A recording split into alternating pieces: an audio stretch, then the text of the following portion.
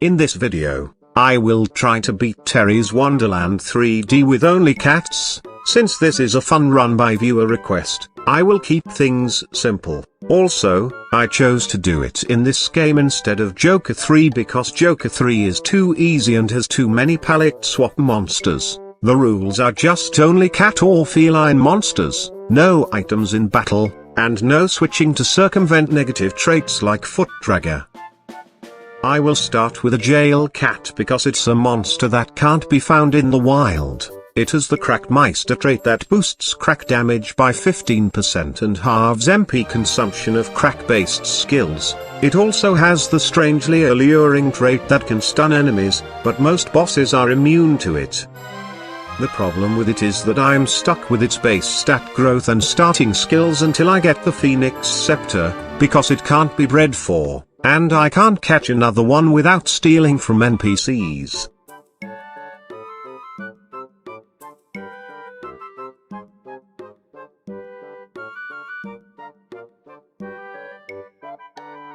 I don't want this video to be an hour long, so I will play the game at triple speed, and I hope it's not too hard to follow.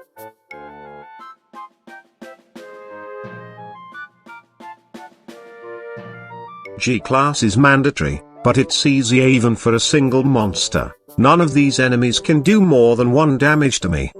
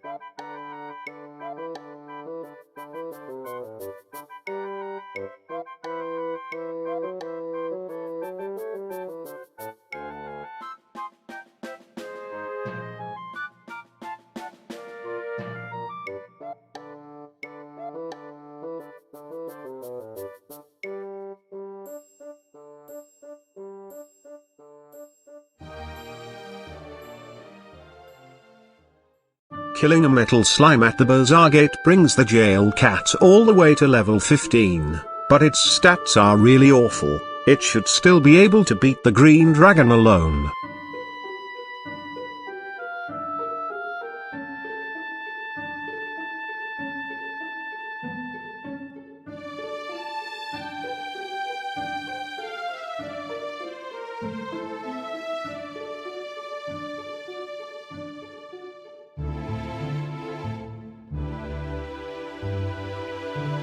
But even at level 16, it stands no chance against the golem, which has more HP and much higher attack.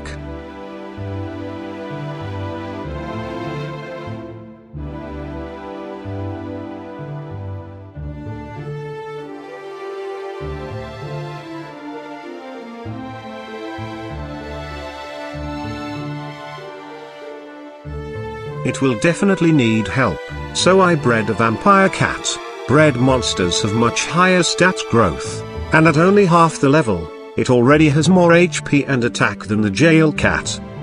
The vampire cat has early bird, which allows it to always go first when attacking or using a skill without decreased priority, but the trade-off is weakness to ailments like sleep and confusion. This will become a real problem later.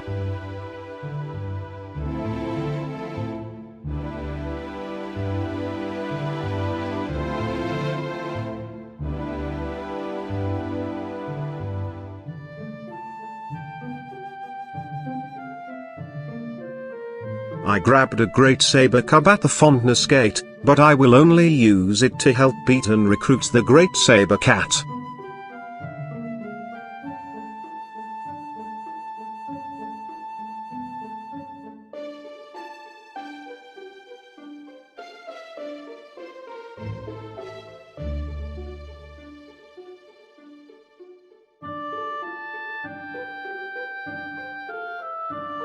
The great saber cat can stun with War Cry and do a lot of damage with its attacks, but it doesn't have a lot of HP or defense, so 3 monsters should take it down without too much trouble.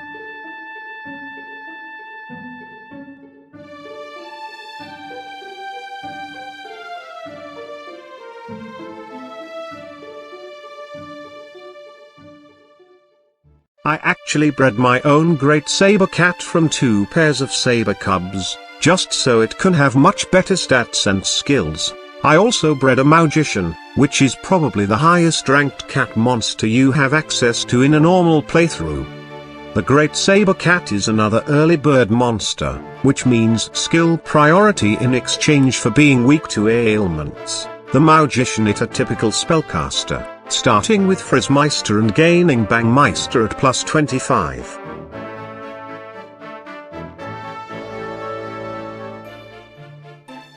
The tree face is one of the harder bosses in a solo run, but it's little threat to a full team.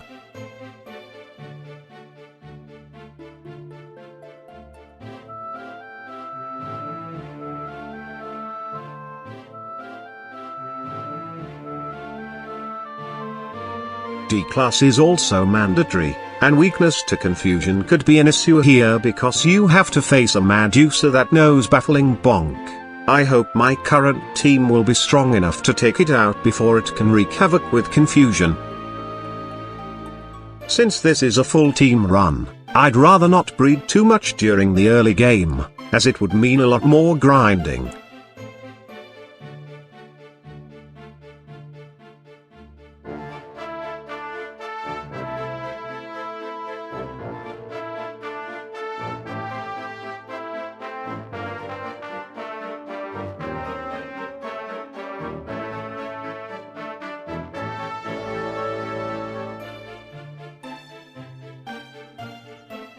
I got really lucky in the first battle by stunning all enemies with the jail cat's strangely alluring trait.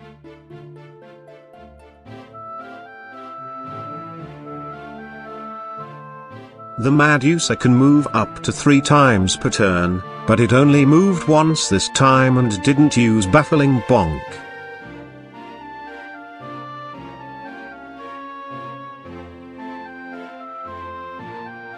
This is another fight that can go south quickly. The opposing saber cats have early bird and no war cry, and the restless armor likes to use Hatchet Man, unless you breed and grind a lot, which I didn't. Winning this fight often comes down to luck.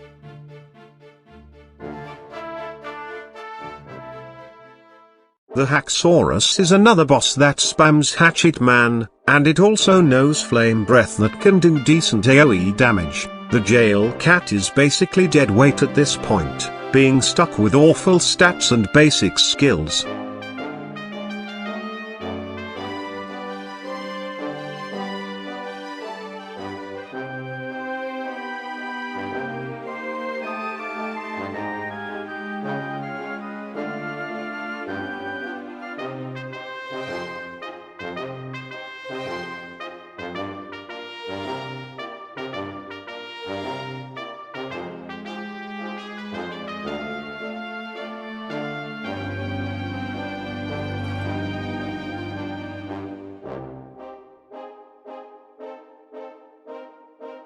Now I have the Phoenix Scepter, I can finally give the jail cat higher stats and advanced skills. Sadly, it doesn't get a useful trait at plus 25. Rolled over allows the user to attack all enemies when asleep, but it's not guaranteed, and there's no way to put yourself to sleep in this game. Attack Boost 3 can be easily obtained from the Wild Medusa in Angergate.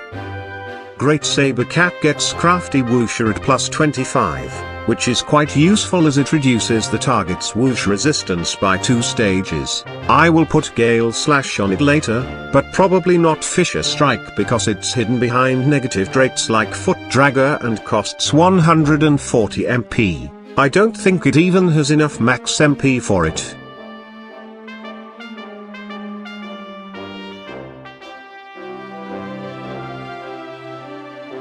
I will just skip straight to A class, as the lower classes are pointless, but this is where the downside of early bird will again become a problem. because the enemies in the last battle like to spam AoE ailment skills, including confusion.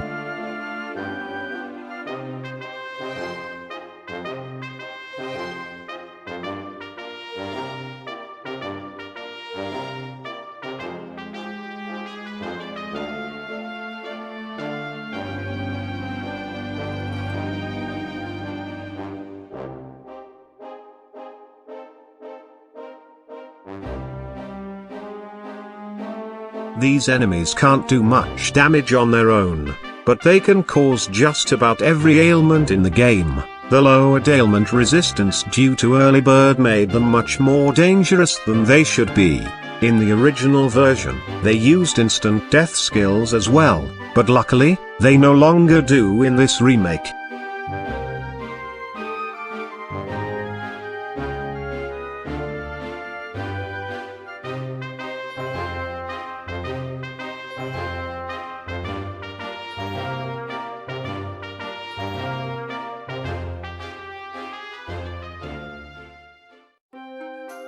Jameris is usually one of the hardest bosses in a solo run, due to his hard-hitting spells, but having a full team makes quick work of him.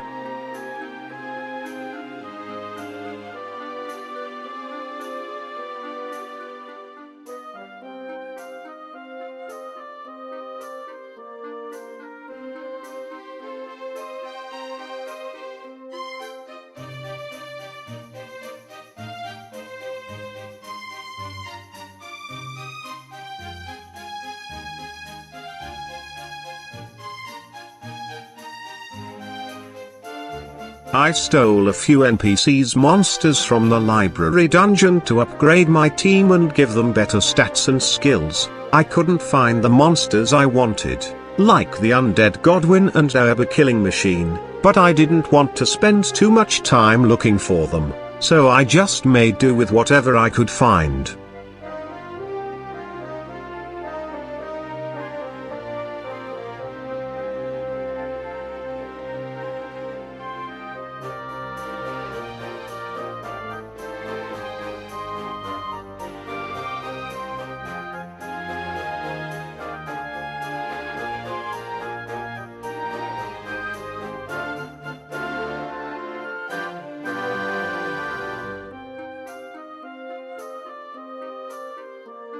Blackmore is quite difficult for a team of 4 one-slot monsters, because all of his skills are AoE.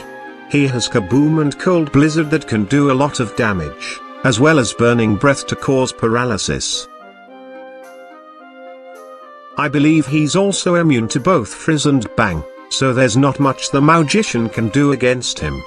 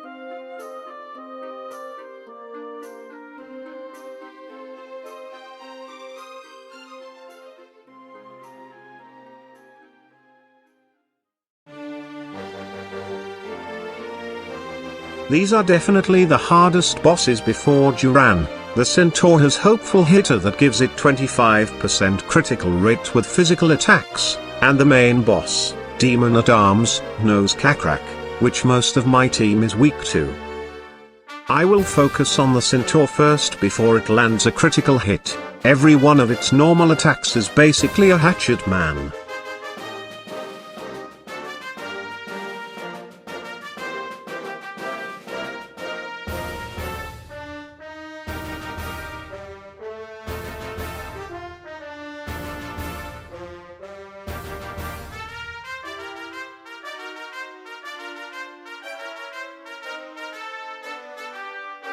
Nothing on my team has a lot of HP, since they are all low rank, 1-slot monsters, and I don't have any AoE healing skills either. I was going to put a missing links on my team, but I'd rather not use a 3-slot monster, and it's hardly a cat.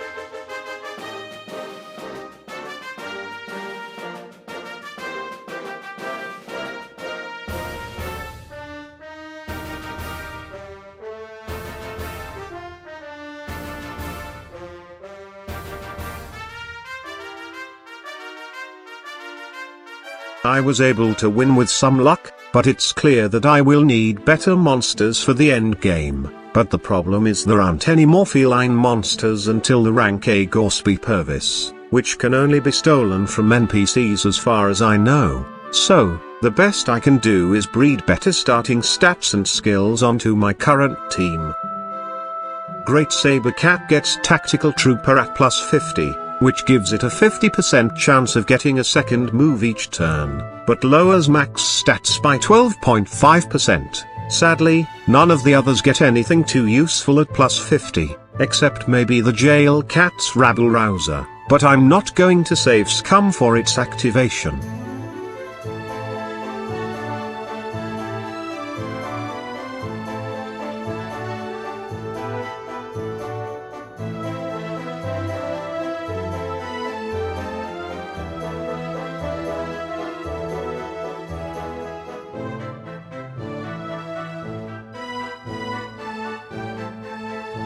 S-Class shouldn't be an issue.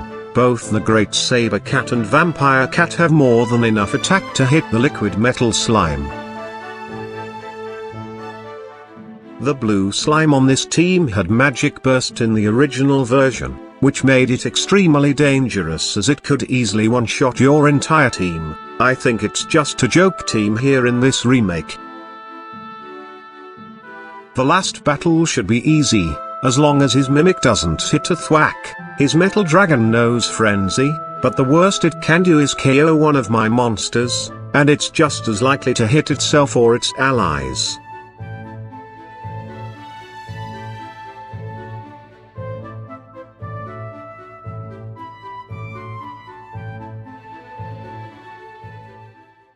Reflection Gate has you fight 3 bosses in a row, with no chance to heal in between. This is why I had to put multi-heal on the Jail Cat, just in case I take too much damage from the Demon-at-Arms and Adult Terry. Duran also knows Pearly Gates that does about 150 AoE damage as well.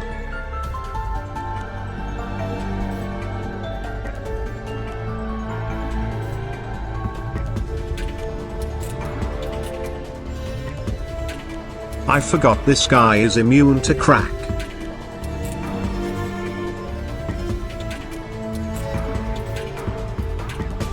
Adult Terry is easy.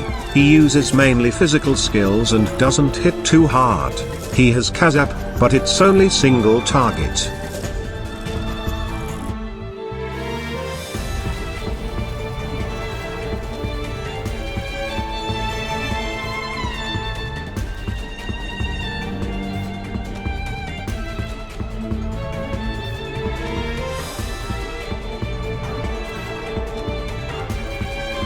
Duran could be a threat if he spams Pearly Gates and Kazam, because those will do more damage than I can heal. Thanks to the massive nerf to healing skills, multi-heal now costs 60 MP and is much weaker than it was in Joker 2.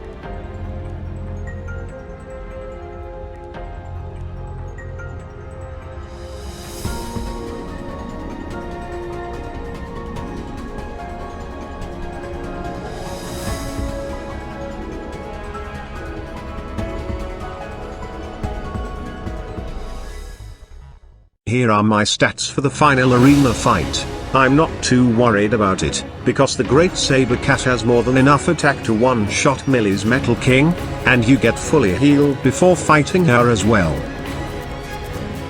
I really only need to survive the first round, which is easy as long as the Orochi doesn't spam Inferno.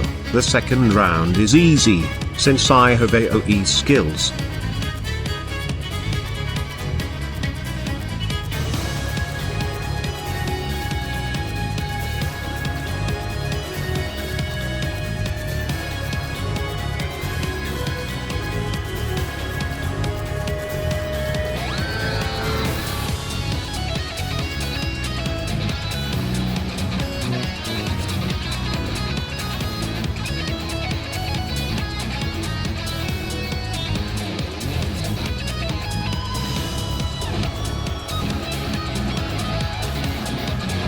Millie could be a roadblock if you don't have anything that can reliably hit her Metal King, especially since it can use selflessness. Fortunately, my Great Saber Cat can easily one-shot it with its high attack.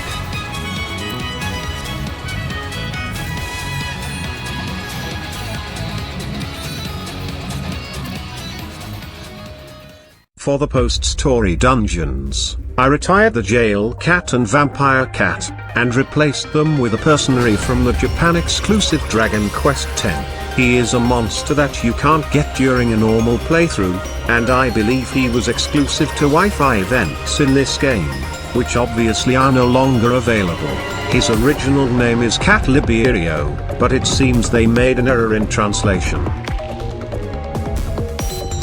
Personary has the highest max agility in the game at 2000, but sadly, he doesn't have a multi-move trait, and the Starry Samba skill, which uses agility for damage, doesn't exist yet.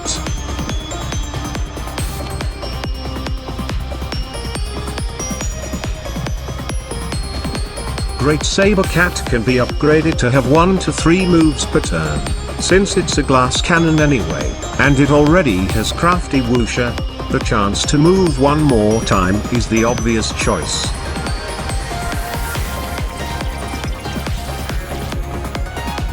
All of my monsters have low defense, so Vera is definitely the hardest of the 4. She can use super high tension followed by universal slash, which does bonus damage to beasts. Size 2 monsters get hit twice, but luckily, Personary is in the Wonder family, not Beast. I can use Red Fog to disable slash skills, but since it's a field effect, it blocks my own usage of slashes as well. This could be a problem, because I don't think the AI is aware of field effects.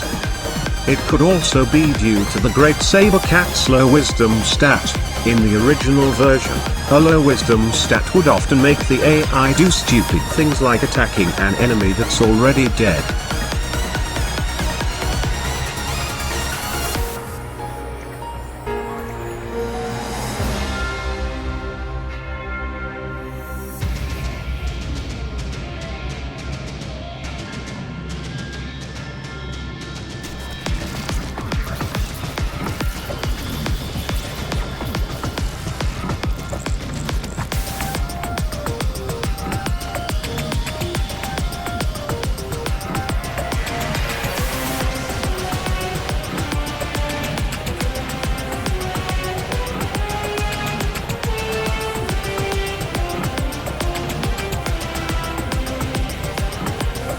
It seems that wisdom affects the AI in this game too. As you can see, the Personary doesn't use slashes when Red Fog is active. I stole an NPC monster with Uber defense boost, which I gave to the Personary since I need him to be able to tank hits. I'm not sure if Personary can spawn as female or neutral, so upgrading him might be difficult, unless I use a book or scepter that fixes genders. Siphon's team is the easiest. They are all casters, and all enemies' spells are weaker than the versions that the player uses.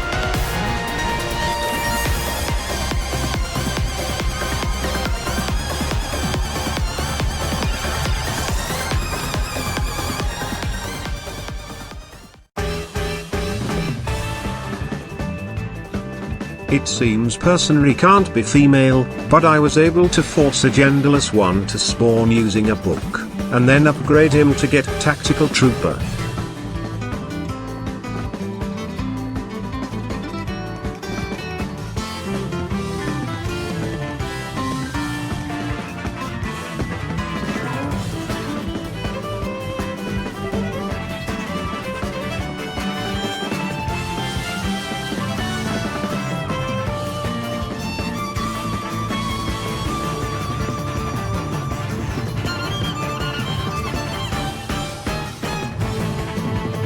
The Horn Beetle on Hogra's team has light metal body that halves all damage received, and it knows meditation to heal itself for around 350. It could easily wall a single monster that can't out-damage its healing, but I have a full team.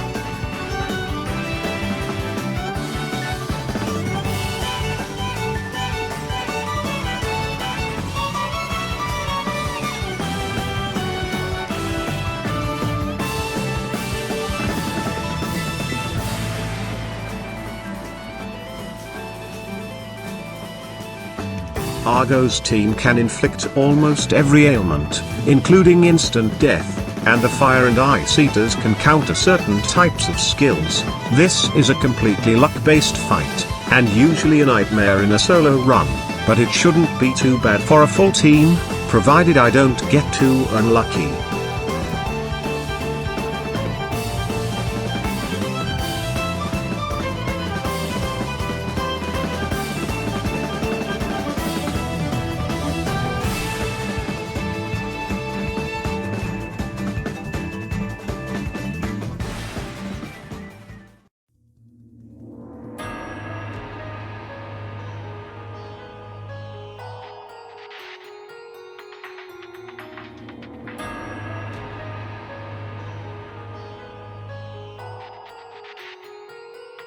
The biggest threat in this fight is the Alabast Dragon, as it knows Mist Me and Draw a Breath. Rugius himself uses mostly physical skills. Personary has the standard killer trait, which is why he does so much damage to size 1 monsters.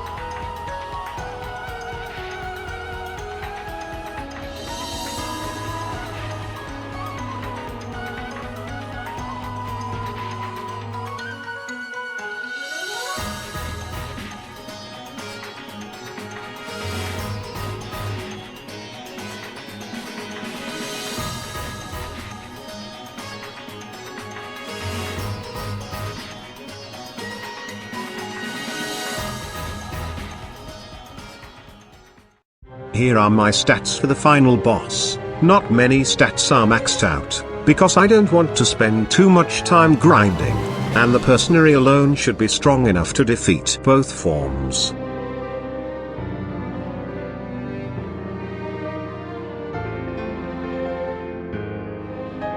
The first form can use Warcry and Frenzy, but I'm pretty sure that Personary is immune to stun, and Frenzy isn't enough to one-shot any of my monsters even if it hits me.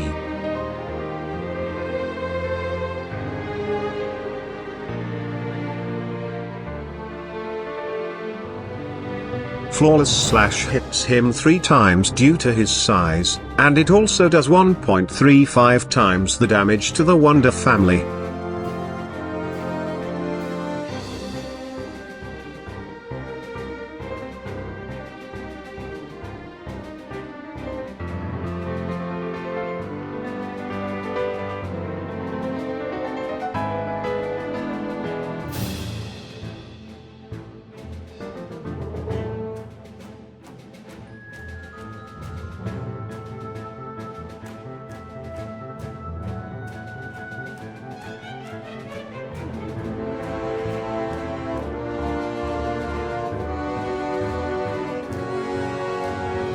The second form shouldn't be hard either.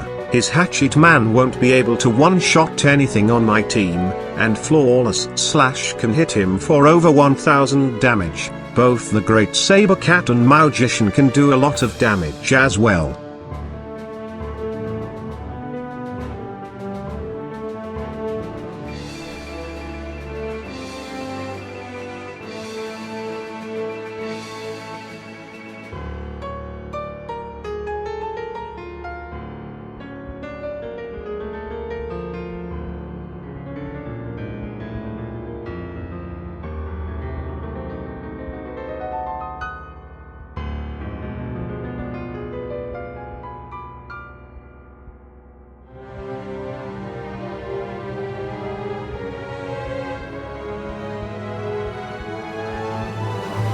Well, that was much easier than I expected. I guess my team just hits too hard. So, in conclusion, this was definitely a fun run. Although I had a rough start because the jail cat isn't available in the wild and cannot be bred, things became much smoother once I added more members to my team. The Great Saber Cat was easily the MVP throughout this run, as its high attack and tactical trooper trait made it tear through single enemies. The Personary is quite overpowered, but his lack of an innate multi-move trait really held back his potential.